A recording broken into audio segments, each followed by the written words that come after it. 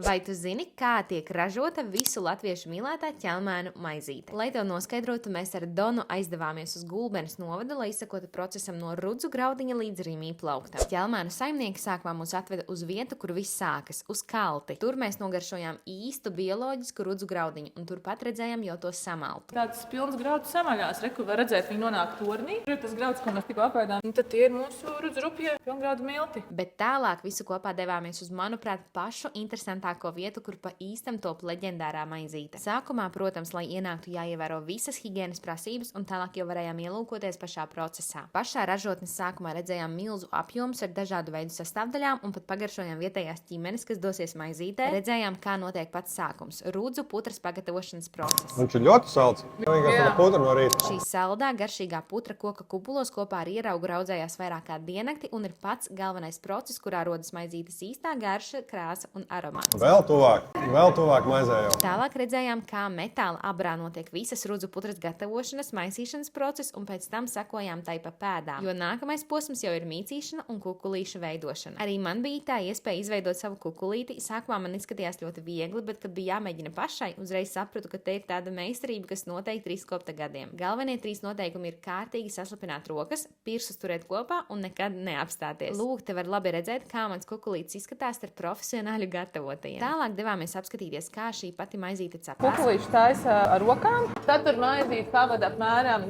3 līdz 5 minūtes. Aija uz sajūtu, zina, kad ir jāņem ārā.